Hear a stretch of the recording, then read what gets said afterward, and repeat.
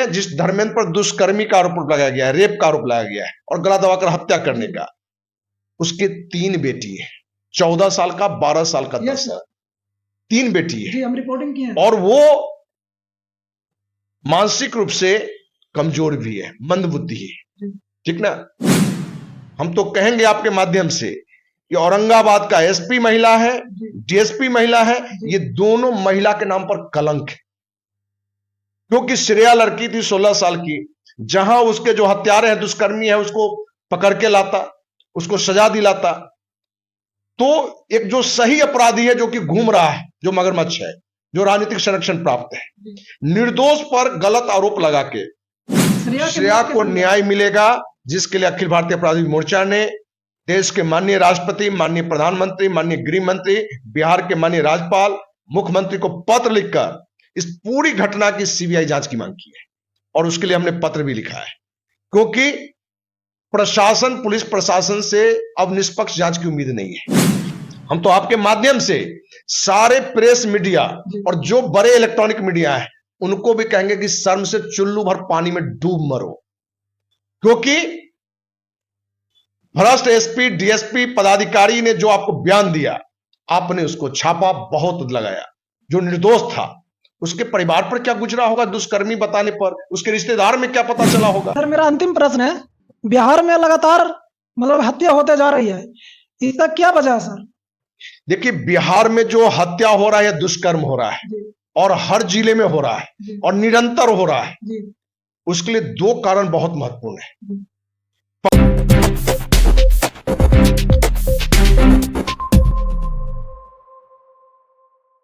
Hello, नमस्कार साथियों, मैं अंकित पटेल। अभी हम मौजूद हैं पटना में और अभी देख रहे होंगे कि श्रेया हत्याकांड फिर से नया मोड़ ले लिया है। और किस प्रकार से वो नया मोड़ लिया है, यहाँ पे बगल में धर्मेंद्र सिंह राठौर हैं, जो अखिल भारतीय अपराधी विरोधी मोर्चा है के राष्ट्रीय अध्यक्ष हैं। और आपको जानकारी दें, जिस धर्मेंद्र पर दुष्कर्मी का आरोप लगाया गया है, रेप का आरोप लगाया गया है और गला दबाकर हत्या करने का, उसके 3 बेटी है, 14 साल का, 12 साल का, 10 साल, 3 बेटी है। हम रिपोर्टिंग की है। और वो मानसिक रूप से कमजोर भी है, मंदबुद्धि है, ठीक ना। अब ये बताइए कि इस तरह के गलत जांच करके गलत निर्णय लेना, निर्दोष को फंसाना, हम तो कहेंगे आपके माध्यम से कि औरंगाबाद का एसपी महिला है, डीएसपी महिला है, ये दोनों महिला के नाम पर कलंक है। क्योंकि श्रेया लड़की थी 16 साल की, जहां उसके जो हत्यारे हैं, दुष्कर्मी है, उसको पकड़ के लाता, उसको सजा दिलाता, तो एक जो सही अपराधी है, जो कि घूम रहा है, जो मगरमच्छ है, जो राजनीतिक संरक्षण प्राप्त है, निर्दोष पर गलत आरोप लगा के, जो है ही नहीं। हम तो कहेंगे इस दोनों एसपी, डीएसपी, दोनों महिला और थाना अध्यक्ष, इसको भारत सरकार से मांग करेंगे कि इन तीनों को भारत रत्न दीजिए। क्योंकि कोई फिल्मी डायरेक्टर जितना अच्छी कहानी नहीं बना लेता है, उतनी अच्छी कहानी निर्दोष को दोषी बनाने के लिए इसने बना दिया। सर, मेरा सवाल यह है कि आप जो विरोधी हैं, जो अपराधी हैं, उनके फैमिली से आप लगातार मिल रहे हैं, लगातार बात कर रहे हैं, लगातार उनको बोल रहे हैं कि हम न्याय दिलाएंगे। क्या कभी श्रेया के फैमिली से आप कभी बात करने के प्रयास किए या कभी मिलने का प्रयास किए? श्रेया के माँ से भी हमारी बातचीत हुई है, पिता से भी बातचीत हुई है। तो क्या आपको उसमें क्या है? देखिए, श्रेया के माँ पिता तो टूटे हुए हैं, उन्होंने तो बेटी खोया है।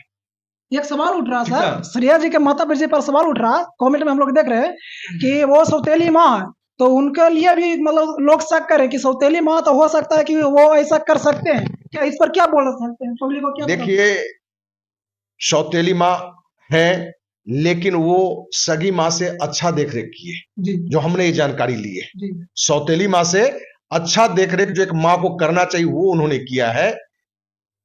भले वो जन्म नहीं दी है, लेकिन सगी माँ से बढ़कर वो सेवा की है, ध्यान दी है।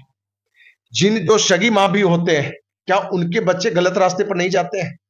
इसलिए श्रेया की माँ पर आरोप लगाना, कोई भी लगाए, वो गलत है। एक तो उन्होंने बेटी को खोया है, श्रेया के माँ पिता बेटी खोया है। बेटी खोने का दर्द क्या होता है, हर बेटी वाले से पूछ सकते हैं, ठीक ना। सर, श्रेया को न्याय कैसे मिलेगा सर?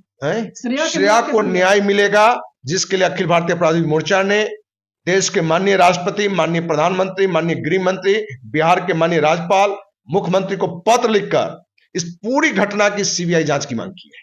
और उसके लिए हमने पत्र भी लिखा है, क्योंकि प्रशासन, पुलिस प्रशासन से अब निष्पक्ष जांच की उम्मीद नहीं है, क्योंकि पांचों निर्दोष को अभी उसने डाला है, उसका प्रूफ आ चुका है।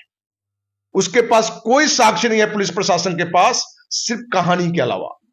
और दरिंदगी से उसने जहां धर्मेंद्र राकेश को पीटा है, वहीं दरिंदगी से श्रुति और उसकी मां को भी पीटा है। इसलिए महिला एसपी और महिला डीएसपी दोनों महिला के नाम पर कलंक है, और उनको सोचना चाहिए, दोनों महिला पदाधिकारी को या कोई भी जो पदाधिकारी उसमें है, कि क्या आपके पिता को दुष्कर्मी बता के, हत्यारा बता के अंदर किया जाता निर्दोष रहते हुए, आपके निर्दोष भाई को रेपिस्ट बता के, हत्यारा बता के अंदर किया जाता, आपके बेटा को किया जाएगा, तो आप पर क्या गुजरेगा? क्योंकि पूरे परिवार कल हमारे साथ आए थे जी, और उसने, हम तो पूरी तहकीकात हम किए और 1 to 1 सारी बातें हमने रखी है। हम तो सामने में रखे हैं, मैंने आप मीडिया के सामने, कि एसपी डीएसपी बतावे कि भाई ये स्वतः जाता है थाना और आप अगले दिन की बताते हैं कि हमने पकड़ के पकड़ा, जो सीसीटीवी मेरे प्रूफ है। आप रोहित के बारे में कहते हैं कि दौड़ा के पकड़े श्रुति, और रोहित अपने आप गया था, वो भी प्रूफ है। और श्रेया और रोहित तो गेस्ट हाउस गया था, कोई प्रूफ है बताओ? क्योंकि गया ही नहीं है।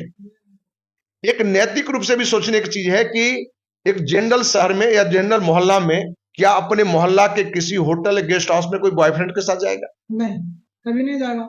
और उसने देखा कि एक ब्यूटी पार्लर है, जी। श्रुति की मां संघर्ष में है, उस ब्यूटी पार्लर से 10-15 हजार रुपये महीने कमाती है, महिला क्लब किसी का जाना नहीं है। उसने देखा राजधानी पटना की तरह और बड़े शहरों की तरह कि ब्यूटी पार्लर में हम अवैध बातों रख देंगे तो लोग विश्वास कर लेगा, हम गेस्ट हाउस के मालिक को रेपिस्ट और मारने की बात करेंगे तो विश्वास कर लेगा, और विश्वास किया। हम तो आपके माध्यम से सारे प्रेस मीडिया और जो बड़े इलेक्ट्रॉनिक मीडिया है उनको भी कहेंगे कि शर्म से चुल्लू भर पानी में डूब मरो, क्योंकि भ्रष्ट एसपी डीएसपी पदाधिकारी ने जो आपको बयान दिया, आपने उसको छापा, बहुत लगाया।